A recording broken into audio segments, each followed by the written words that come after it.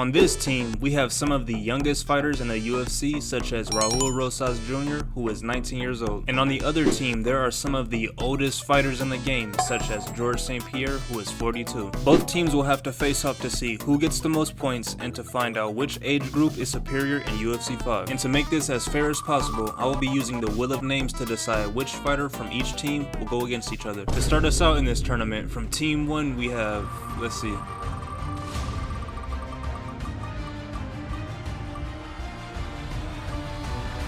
Well, the youngest fighter in the UFC, 19-year-old Raul Rosas Jr. And to see who he faces from the list of old fighters, let's see, it is...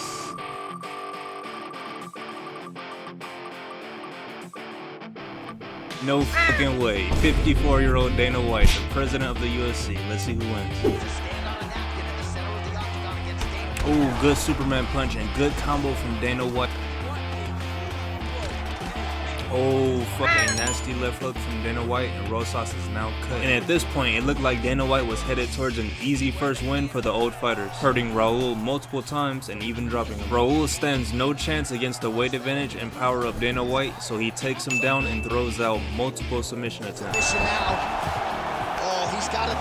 Trying to set up a choke here. Oh my goodness. Now. Oh, compromising spot here. Triangle choke is locked in. Good job by the champ there.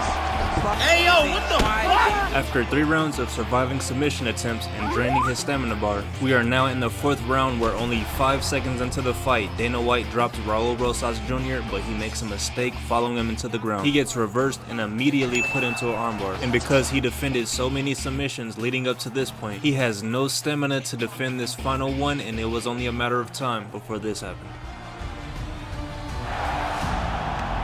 He's got it. There's the tap!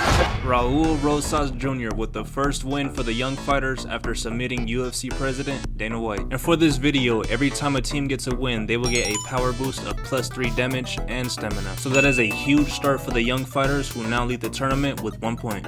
Alright, let's see who we got next.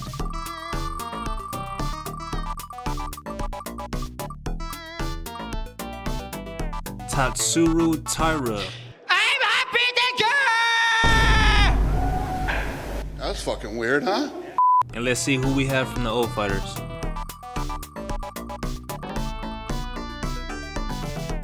Stockton, motherfucker! Stockton! Oh, it almost goes to Michael Bisping, but we have Nate Diaz. Beautiful connection with that punch. Back and forth we go. Oh shit, Nate Diaz drops the young fighter with a huge overhand. And that's basically the story of this whole fight, even though the young fighters have a 3% damage boost.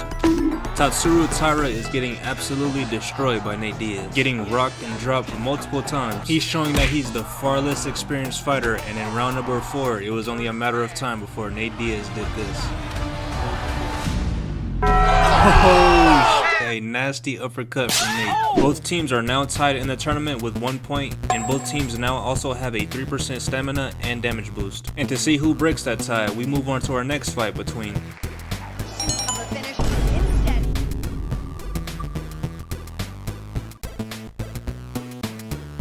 Arman Tsarukyan and Stipe Miocic. Let's see who breaks the tie. The fight starts out with Stipe Miocic rocking Arman Tsarukyan only 5 seconds into the fight, which is a surprise to no one because he's literally like 5 weight classes above. He's hitting Arman with flying elbows and right hooks. Ooh, good punch from Stipe, and Arman goes down again. And in only round number 1, Stipe Miocic goes on to get the win by TKO.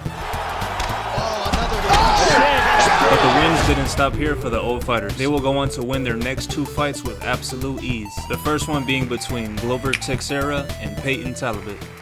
Hey yo, what the fuck?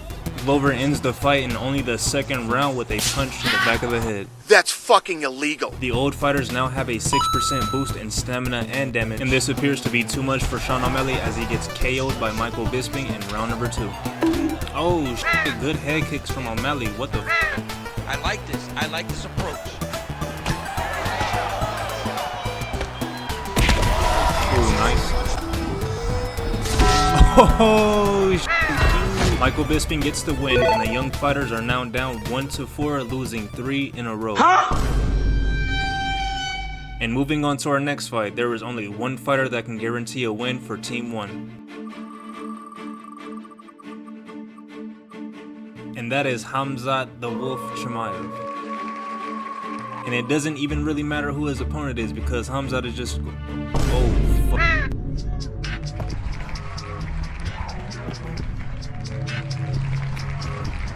No, why does it have to be GSP? The young fighters are getting absolutely destroyed. Team 2 has a 12% damage increase. So this is not only GSP, the greatest fighter of all time. This is basically George St. Pierre on steroids. Khamzat is cooked. Oh, there it is. Khamzat shoots for the takedown. Here we go. But unfortunate for Chimaev, the stamina boost that GSP has allows him to not only survive the takedowns, but actually out-wrestle Khamzat. And for the first 2 rounds where Khamzat Chimaev usually appears to be unstoppable, he is getting absolutely destroyed. Bro, how is Khamzat... Oh, fuck. It wasn't until the 3rd round where Khamzat Chimaev just starts spamming submission attempts, draining the defenses of GSP. Oh, locked in. He's in real trouble. Start to protect. Oh, in good position. Looking to finish. Good job by the champ there. Shot over the top of his head. You take a hook like that, you are on. Looking arm triangle on the opposite side. When he could finish, he has to pass his body all the way to the opposite side. Drop his Choking, he somehow gets. He survives 4 submission attempts and is on his way to a decision victory, but GSP makes a fatal mistake trying to take down Khamzat, who immediately reverses it and goes for one more final submission attempt, knowing GSP has no more stamina left. This is it. GSP literally has nothing left. Come on, Khamzat. Your team is getting cooked. He's got it. There's the tap. That is insane. Even a GSP on steroids can't defeat Khamzat Chimaev. After 3 straight losses, Khamzat Chimaev finally gets Team 1 a win, and they also increased their stamina and damage by 3 points for a total of 6%. Next up, let's see which young fighter can hopefully get another win.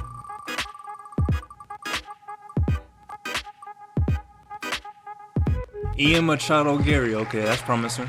And for the old fighters, let's see who he'll be facing. Anderson Silva, okay, this is a good even match, I think. Oh, good head kick from Ian Gary. Oh, but an even better jumping, flying head kick from Silva. Punishing kick there. Oh, that was so nice. A nasty combo for Anderson. I don't know how Ian didn't get knocked out. It looked like Anderson was headed towards an easy win up until the point where he throws a leg kick that gets checked. And I'm guessing this gave him some sort of crazy Vietnam flashback of his broken leg, which was the perfect opportunity for Ian Gary to take advantage in the fight. He rocks Anderson Silva countless times, over and over and over and over. And at the last minute, it seems Anderson snaps out of it, but it was already too late. The damage was too much, and it was only a matter of time before this happened. Holy shit. That was another win for the young fighters, and the score is now 4-3. And with this win, Team 1 now increases their stamina and damage boost to 9%. Alright, next up, let's see which young fighter is, well, fighting. 25-year-old Chase Hooper. Why'd you do that to my dad? Who's that? My father is Ben Askren. Shout out. What? Man, I'm sorry, man. I didn't mean to, bro. That's really your dad? No. Oh, okay, bro. And for the old fighters, it is, let's see, John Jones, one of the greatest of all times. Chase Hooper is and blocks that hard punch. Oh, Chase Hooper gets the takedown. That is surprising. No fucking way. If Chase Hooper submits John Jones, bro, I'm gonna delete this game. And bro, I am still in shock at how this fight played out. The fact that Chase Hooper got this close to submitting Jones in the 2nd round is actually insane. But although he was close, he didn't finish the submission, and in only 30 seconds of the next round, this happens. Oh, a double uppercut from John Jones fucked up Chase Hooper. Bro, oh. Your upper body foot. Not Chase Hooper. Team 2 pulls ahead even further with the score now being 5-3. And the wins didn't stop there for the old fighters, because in our next fight between Nick Diaz and Bo Nickel, it was a one-sided fight with Bo Nickel getting absolutely destroyed and submitted in round number 1.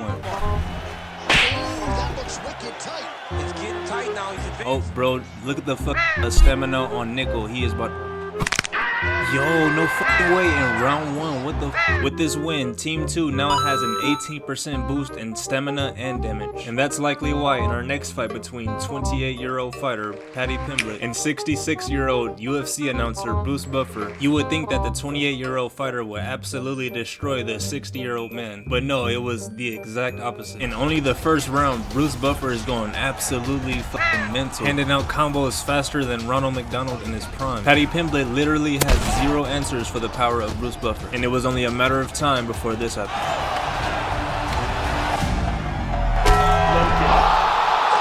This is the score heading into our final 2 fights. To make this interesting, the next 2 fights are going to be worth 3 points. So if Team 1, the young fighters, can both get a win, they will win the tournament by 2 points. If not, they lose automatically. Let's see what happens. To see who decides the fate for the young fighters, if they lose this one, their whole team is eliminated from the tournament. Ooh, it looks like Rakhmonov. And to see who he will be facing, he will be facing 37-year-old Jose Aldo. Let's see who gets the win. Great job finding different. Oh, good head kick from Jose. Oh, back and forth already. Not even 2 minutes in, somebody's getting knocked out. And a back and forth fight it was. This is, what was that one John Anik quote? Like John Anik said, you know, John Anik is some boy, I will tell you. He goes, one of the best rounds of the year, unless you like defense. Both fighters just dropping each other left and right. And both fighters, they each got rocked like 20 times. And it wasn't until round number 3 where one fighter gets knocked down for the final time. Perfect shot there, DC, and one more of those. I mean, the fight is going to be over. I can't believe he's still standing. That shot. Well, 2 final times.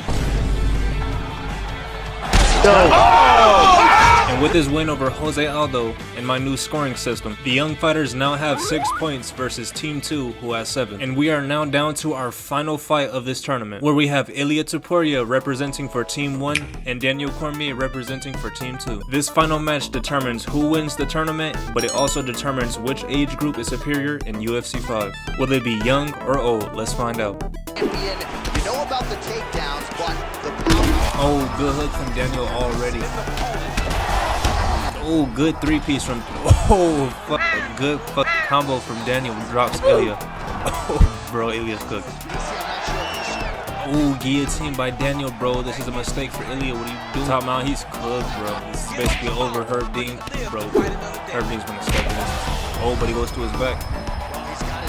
Submission from Daniel. Oh, and look at the stamina of Topuria. I just noticed he's for sure cooked. Oh, yeah, this is over. Yeah. He's got it. Tap. That's it. This is the final score. The old fighters are the winners of this tournament. Subscribe for more videos.